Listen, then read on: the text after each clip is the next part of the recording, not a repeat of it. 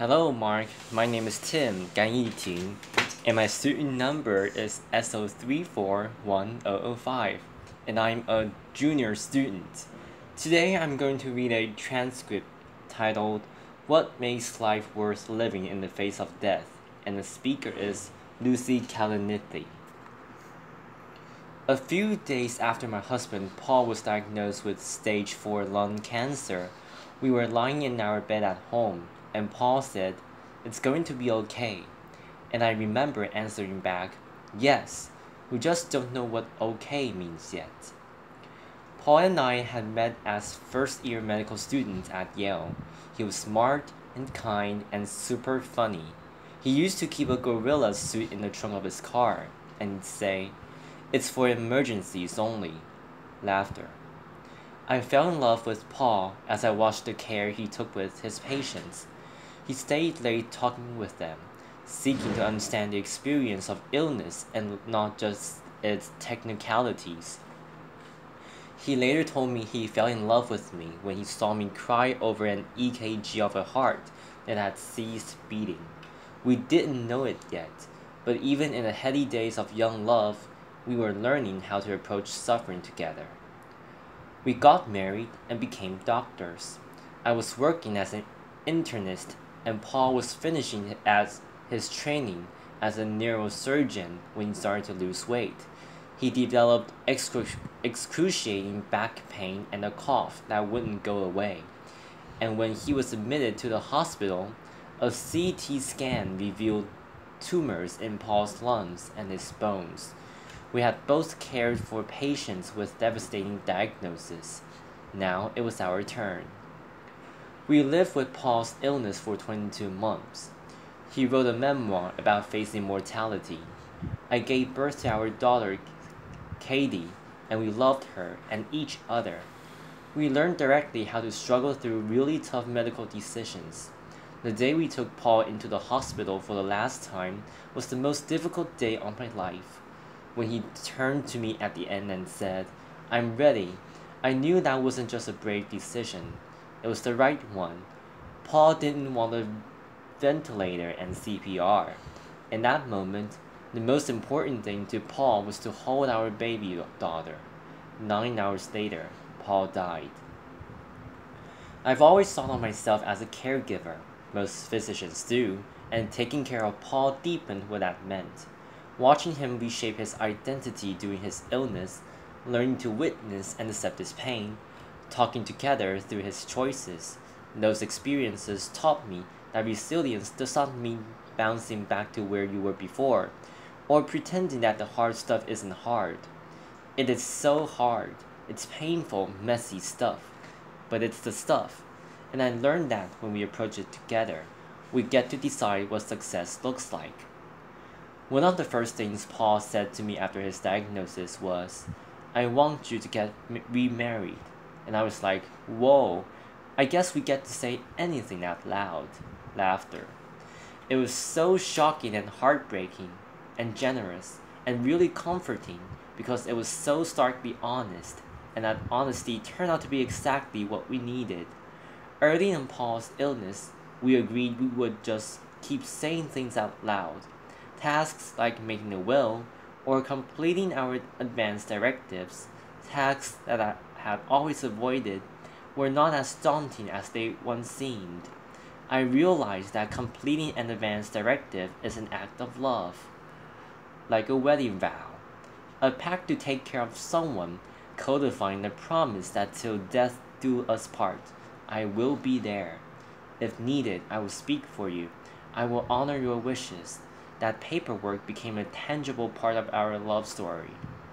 As physicians, Paul and I were in a good position to understand and even accept his diagnosis. We weren't angry about it, luckily, because we'd seen so many patients in devastating situations, and we knew that death is a part of life. But it's one thing to know that. It was a very different experience to actually live with the sadness and uncertainty of a serious illness. Huge strides are being made against lung cancer, but we knew that Paul likely had months to a few years left to live. During that time, Paul wrote about his transition from doctor to patient. He talked about feeling like he was suddenly at a crossroads, and how he would have thought he'd be able to see the path, that because he treated so many patients, maybe he could follow in their footsteps, but he was totally disoriented. Rather than the path, Paul wrote, I saw instead only a harsh, vacant, gleaming white desert, as if a sandstorm had erased all familiarity. I had to face my mortality and try to understand what made my life worth living, and I needed my oncologist's help to do so. The clinicians taking care of Paul gave me an even deeper appreciation for my colleagues in healthcare. We have a tough job. We are responsible for helping patients have clarity around their prognosis and the treatment options, and that's never easy. But it's especially tough when you're dealing with potentially terminal illnesses like cancer. Some people don't want to know how long they have left. Others do. Either way, we never have those answers. Sometimes we substitute hope by emphasizing the best case scenario. In a survey of physicians, 55% said they painted a rosier picture than their honest opinion when describing a patient's prognosis. It's an instinct born out of kindness. But researchers have found that when people better understand the possible outcomes of an illness, they have less anxiety, greater ability to plan, and less trauma for their families. Families can struggle with those conversations, but for us, we'd also found that information immensely helpful with big decisions, most notably whether to have a baby. Months to a few years meant Paul was not likely to see her grow up, but he had a good chance of being there for her birth and for the beginning of her life. I remember asking Paul if he thought having to say goodbye to a child would make dying even more painful. And his answer astounded me. He said, wouldn't it be great if it did? And we did it. Not in order to fight cancer, but because we were learning that living fully means accepting suffering. Paul's oncologist tailored his chemo so he could continue working as a neurosurgeon, which initially we thought was totally impossible. When the cancer advanced and Paul shifted from surgery to writing, his palliative care doctor prescribed a stimulant medication so he could be more focused. They asked Paul about his priorities and his worries. They asked him what trade-offs he was willing to make. Those conversations are the best way to ensure that your healthcare matches your values. Paul joked that it's not like that birds and bees talk you have with your parents, where you all get it over with as quickly as possible, and then pretend it never happened. You revisit the conversation as things change. You keep saying things out loud. I'm forever grateful because Paul's clinicians felt that their job wasn't to try to give us answers they didn't have, or only to try to fix things for us, but to counsel Paul through painful choices when his body was failing but his will to live wasn't. Later, after Paul died, I received a dozen bouquets of flowers, but I just sent just one to Paul's oncologist because she supported his goals and she helped him weigh his choices. She knew that living means more than just staying alive. A few weeks ago, a patient came into my clinic, a woman dealing with a serious chronic disease. And while we were talking about her life and her health care, she said, I love my palliative care team. They taught me that it's okay to say no. Yeah, I thought, of course it is, but many patients don't feel that.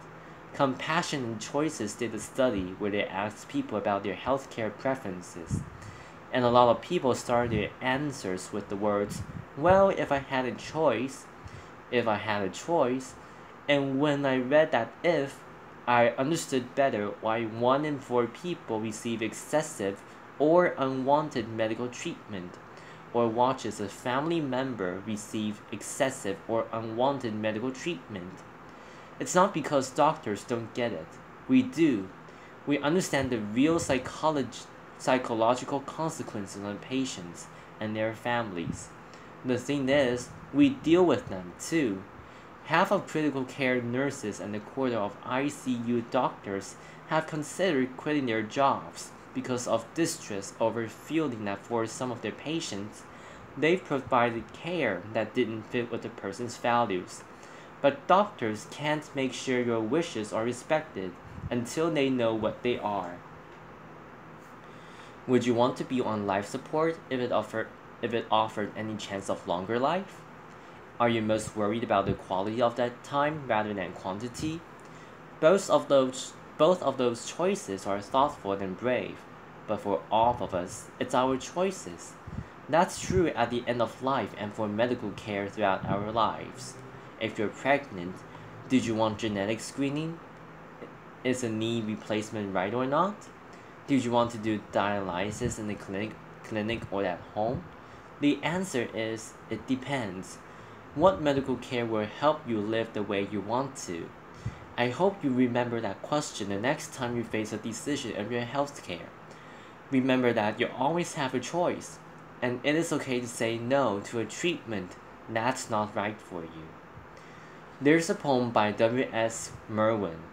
It's just 2 sentences long that captures how I feel now.